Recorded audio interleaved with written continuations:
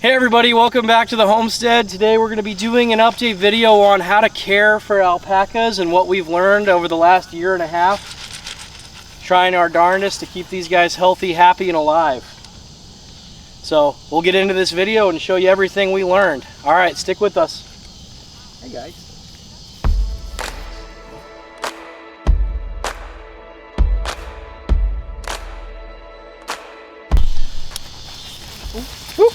They're afraid of I moved too quick. They're afraid of me. They're kind of afraid of sharp movements. But the first thing we want to talk about, we'll let Cassie feed them. She likes that. First thing we want to talk about is feeding. So alpacas are grazing. They're pasture grazing animals. They love being out here and they will just graze all day long. But they can't just graze on anything. Isn't that right? They don't know what to think right now. I'm normally not the caretaker of the alpacas, so they're a little afraid of me. They will come out here and they will graze all day, and we also give them an alpaca feed, which we get it from, what, Chewy? You get it from Chewy. This is from Rural King. We get this one from Rural King. You can order it from Chewy. I'll put a link to the description in there. It's a good feed, because sometimes orchard grass is hard to come by. Sometimes orchard grass, it's not clean. It has something called fescues in it. I don't know what that means, but it's not good for alpacas, so it scares us a little bit to order it. We bought special seed to reseed an area to try to make it safer for the alpacas, but they do not like special treats. You know, unlike horses, you're not giving them carrots and apples and other things for treats. We didn't even try. We didn't really even try to give them anything other than the feed and letting them graze. The one thing I will say with the grazing alpacas is they like short grass. They don't like it when the grass gets too long, and they just simply stop eating it and it continues to outgrow them. So we currently have 4 alpacas. Their total area is about an acre, and they cannot keep up with this. So I'd say an acre for 8 alpacas is probably good. Aside from feeding, watering is very important. Now, alpacas are kind of picky when it comes to water. They only will drink fresh, clean water. They don't really enjoy... I want to make it so you guys can see the alpacas. There they are. There they is. The alpacas, because if the water is dirty or not fresh, they just simply won't drink it, and they won't tell you, and they'll die. Alpacas are scary like that. They do not give you much warning before they just drop dead, which is sad for us.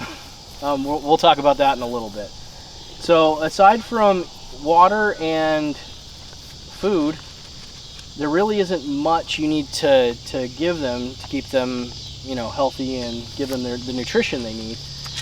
In the winter time, if you live in a colder area, the water will freeze, and you'll have to come up with a way to either break up the water or dump it out and give them fresh water.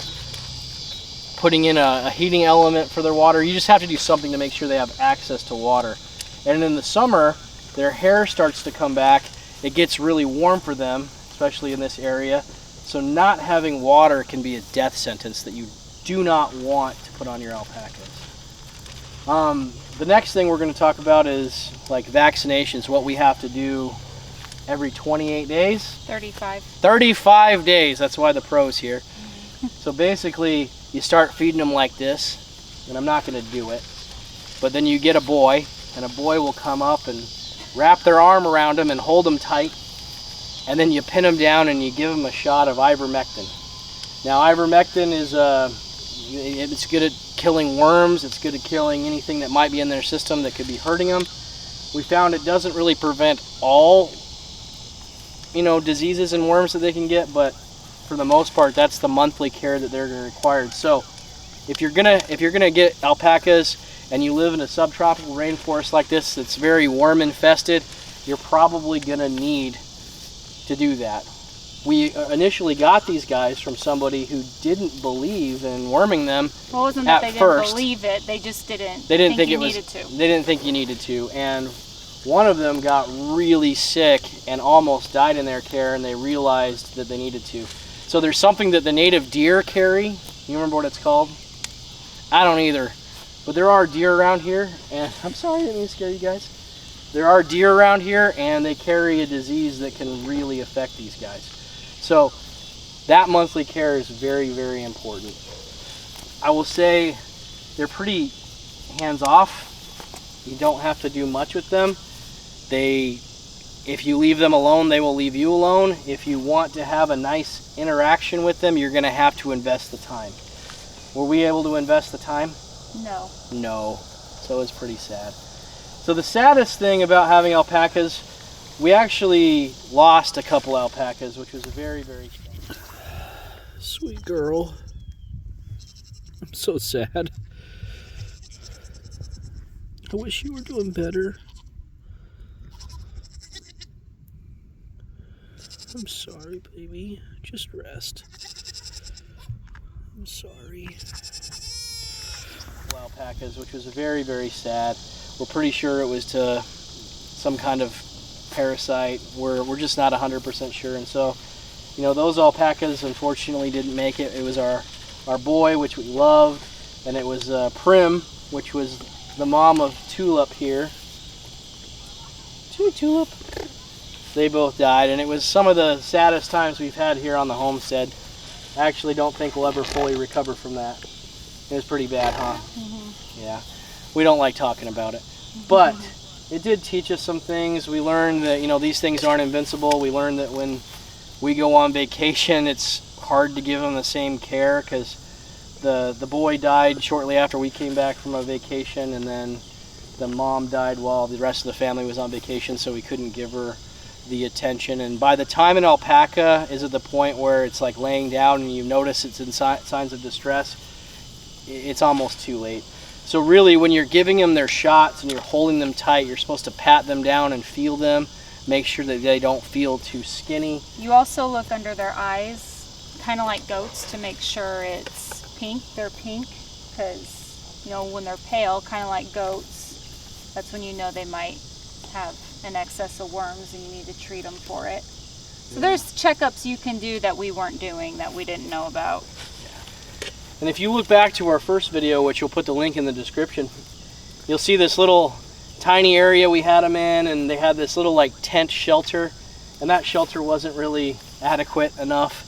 So when it really rains or it's really cold and there's cold winds, even alpacas with their nice coats do like a little break from that. And so we ended up getting a little pole barn off to the side for them, and a couple stalls for them to go, and they do use it a lot. They actually, if it's raining really hard all day, they will go inside, but they enjoy the elements. And honestly, alpacas seem to like being out when it's raining. They seem to like coming outside when it's snowing. They like the different changes. It's almost like an exciting thing for them. So you do need it for them, but it's not something that they're going to use 24/7, and that's okay. Anything else that we've learned this year that you can think of? I don't think so. Think so? So, one thing that we did learn is that when you buy female alpacas, they might be pregnant.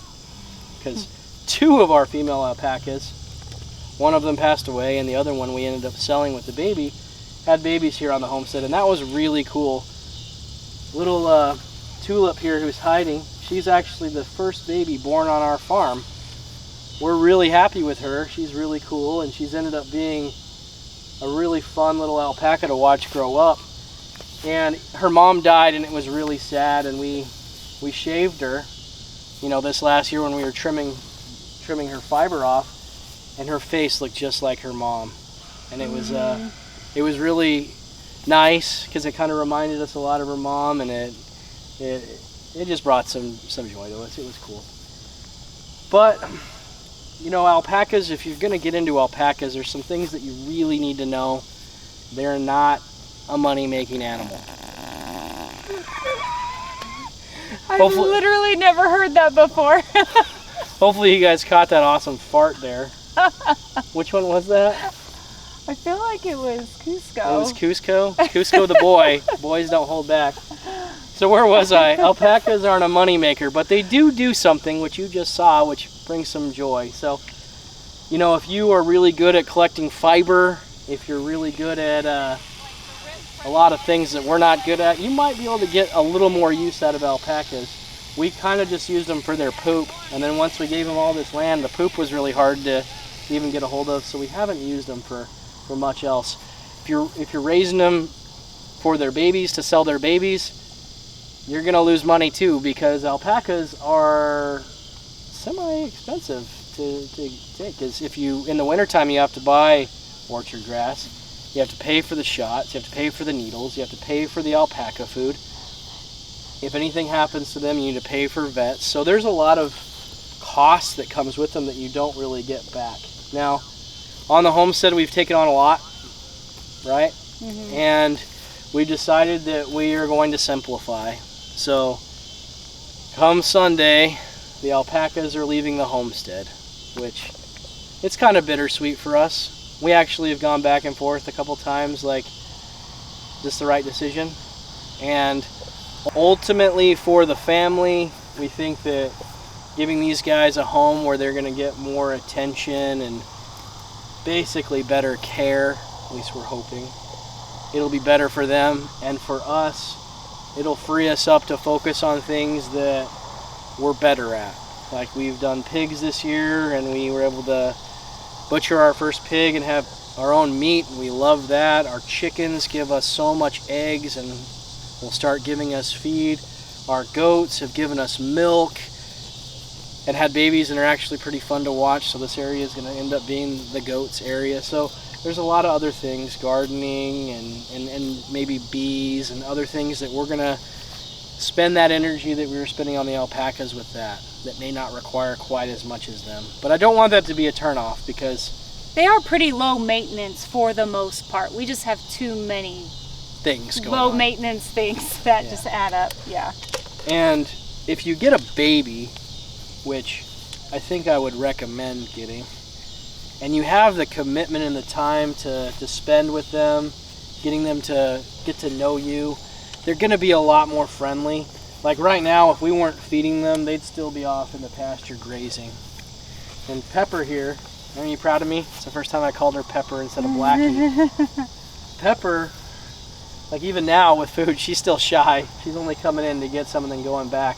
Sunny's kind of the alpha, and I think if any alpaca herds like ours, they'll probably have an alpha. They all just, she's the boss. But we're gonna I want to say this is generally how alpacas are. They're kind of skittish. They don't really like to be touched or cuddled or anything like that. But these ones, I think, are pretty friendly. But you can, if you start with a baby, they can be trained to like love you and come up to you and let you pet them. And like we've seen it, like our friend, like we have some friends we bought these from. Their alpacas like come up to them and let them pet them and everything. And so it is possible, but I would say this is typically how most alpacas are. Friendly, but they don't want to be touched, really. Kind of like what we said in the first video, right? Yeah, yeah. I like you. Yes. Just stay away. Yeah, don't touch me. So they're a lot like Cassie. But I don't want to turn anyone off from them. I wanted to give some good information, and this is our last real evening that we're going to have. I mean, tomorrow evening we got, you know, people coming over. We got busy days, so I wanted to do kind of a send-off for them, saying goodbye to the homestead. And alpacas aren't out of the question in the future for us. You know, if we have, hopefully not. If we have more time and we want to invest in that, I mean, alpacas are pretty high on the list for the cool factor for sure. Everyone I've told at work's like, oh, don't get rid of the alpacas, but hardly anyone's come to see them. So, but it's been a joy. We're really sad to see them go, but happy they're going to be going to a new home. So hopefully we'll get updates from them and we'll be able to share them with the channel, but I wouldn't hold your breath too much. So hopefully you guys like this video. Subscribe, and we'll keep giving you cool updates on our other animals, not these, and other projects that we're working on. Adios.